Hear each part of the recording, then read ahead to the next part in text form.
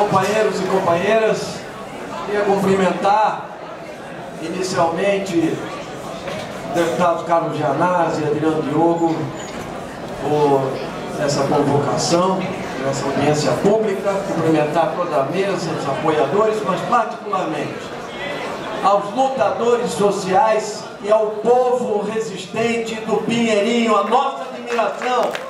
A luta de vocês é exemplo para o Brasil inteiro. E como eu queria dizer inicialmente, era que a ação do Pinheirinho para a polícia militar e para a elite brasileira tinha o caráter de laboratório e de exemplo.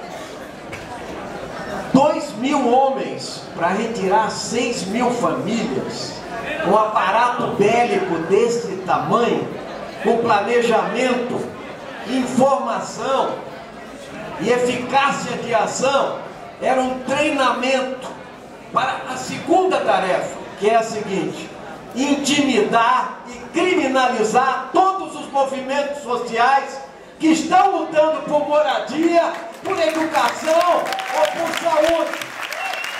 E é por isso, companheiro, que se a ação deles foi exemplar para eles, para os ricos desse país, para os mega especuladores, a nossa solidariedade e a continuidade dessa luta é que precisa ser exemplar. O desgaste daqueles que usaram a polícia militar, a truculência contra o direito de moradia a favor da propriedade privada. Eu quero dizer a vocês o seguinte, como participante desse processo, que eu nunca vi tanto cinismo numa ação.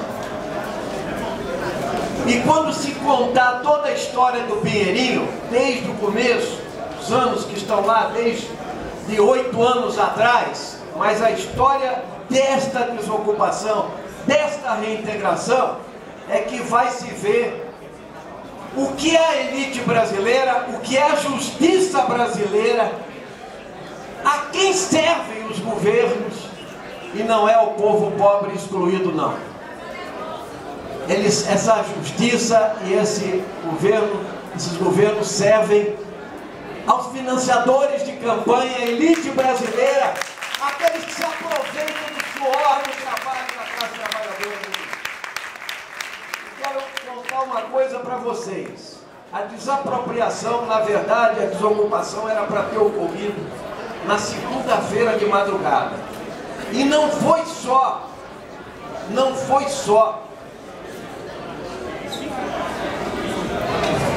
a determinação federal do TRF, porque o conflito aconteceu de madrugada e os deputados aqui presentes, o senador Suplicy, estiveram conosco, o presidente do Tribunal de Justiça, na quarta-feira, e com este, que depois comandou o massacre, Rodrigo Capês, juiz, não desembargador, juiz auxiliar do TJ. O que ocorreu de fato é que, quando a determinação federal chegou, eles já estavam na porta do Pinheirinho e o desembargador Guilherme de Macedo Soares estava de plantão e resolveu, de moto próprio, dizer o seguinte: há um conflito de competência aqui, não dá para resolver imediatamente. E ele suspendeu provisoriamente a tropa de choque de mau gosto voltou aos quartéis na segunda-feira. A partir daí nós começamos a operar o movimento social popular, as negociações todas, e nós saímos na quarta-feira, depois de ter ouvido o presidente do Tribunal de Justiça, que na segunda-feira à noite eu consegui contatar, antes da Assembleia do Pinheirinho, às 8 horas da noite, lá na segunda-feira, eu falei: vai ser um massacre, uma barbaridade. Tem outras soluções possíveis, viáveis e necessárias. Retire a tropa de choque de lá. Na primeira vez ele deve ter ficado em dúvida, mas na segunda não. Pelo contrário, eu quero dizer a vocês o seguinte: apesar da decisão judicial, isso precisa ser dito aqui, o Gianazzi, o Adriano, o Suplicy e eu assinamos como testemunhas um despacho do juiz Luiz Beethoven, o despacho dele. Não temos nada a ver com isso, nós não fizemos nenhum acordo. Era um despacho dele que ele queria testemunhar, que ele dava os 15 dias, suspendia a falência e, portanto, a reintegração de posse. E nós temos esse documento assinado, xerocado, e levamos lá para o Tribunal de Justiça, e o Rodrigo Capês é que recebeu esse documento. Lá. Foi o Rodrigo Capês. Recebeu. Aí nós começamos a operar junto ao governo federal, senador Suplicy, está aqui o documento que o Adriano está nos dando, assinado. 15 dias de suspensão para negociações e propostas no plano estadual, municipal e federal. Havia encaminhamentos, havia soluções possíveis.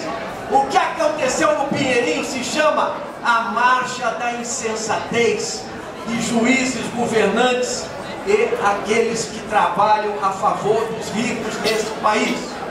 E foi o que aconteceu. A inércia também do governo federal. Me perdoe, mas podiam ter intervido mais rapidamente.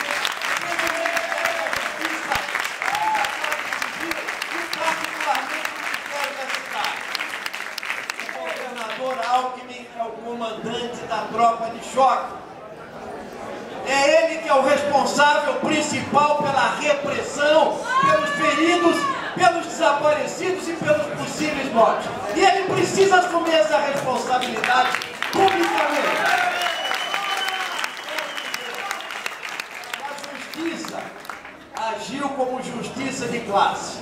E digo a vocês, nós fomos ao Pinheirinho sábado à noite, com todas essas testemunhas que estão aqui, e havia, sim, esperança nos olhos dos moradores do Pinheirinho, com toda razão, são 8 anos de luta, havia pressão, mobilização, foi a traição. Então, alguém falou aqui, esse é o dia da indignação, né? É o dia do cinismo, mas antes de tudo, é o dia da traição aos verdadeiros anseios da classe trabalhadora por moradia digna. Foi isso que aconteceu às 6 horas da manhã.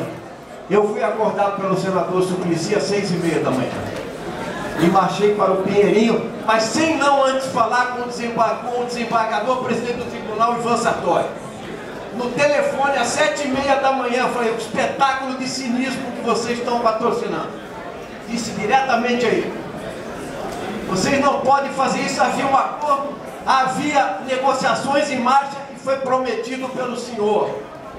Uma solução estava em marcha, mas vocês estão atendendo o cumpra-se a lei do Naginarras, danam-se os excluídos, os oprimidos e aqueles que precisam do poder público no nosso país. Chegando em São José dos Campos, estava lá o Rodrigo Capês. Foi por isso que nós conseguimos furar o bloqueio, que a ligação foi direta para ele, porque não entrava ninguém do Pinheirinho, a não ser o Aristeu, que estava lá dentro. Estava lá dentro e viu quando nós chegamos lá dentro, para tentar revogar, liminar a decisão estadual, novamente recorrendo agora ao STJ. E aí quero dizer a vocês, do presidente do Tribunal de Justiça, ao juiz Capês, ao Alipa Gengler, que foi o que julgou à noite, e depois ao Peluso, a justiça foi uniforme, pelo menos a sua representação. Decisão, na minha opinião, covarde antipovo. Covarde antipovo. E as declarações do governador Alckmin dizendo que não havia nenhum problema na reintegração, e do Capês, que entrevista coletiva que eu assisti e dei outra em seguida, que a mídia cortou. Dizendo que não tinha feridos, que não tinha problema nenhum, que a reintegração estava sendo feita em paz. Em paz dos cacetetes, das bombas, dos gases e das balas contra os trabalhadores e trabalhadoras. Por isso, companheiros, eu queria finalizar dizendo o seguinte: a solidariedade, mas mais do que isso, deve ser exemplar. Nós não temos que ter outra reivindicação do que não saída só melhorista. Porque o aluguel social, isso o povo já tem direito a muito mais, entende? Ou está em primeiro na fila, mas o governo federal também pode intervir, pode desapropriar a terra do Pinheirinho, bem do serviço público e do povo.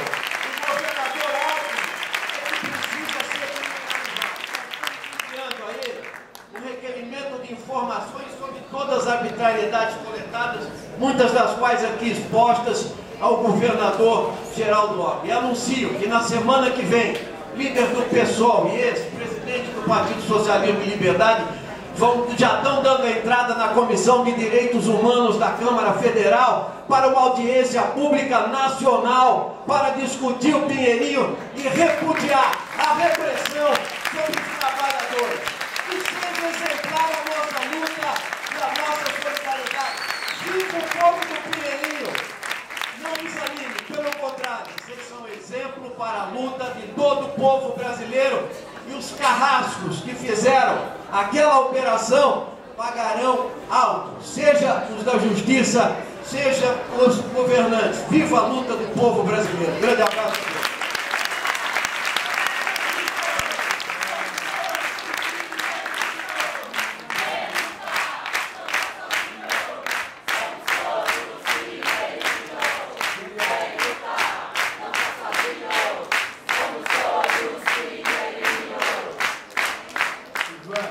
Queria te comunicar que justo na sua fala, pela web, a sua voz não apareceu, só a imagem.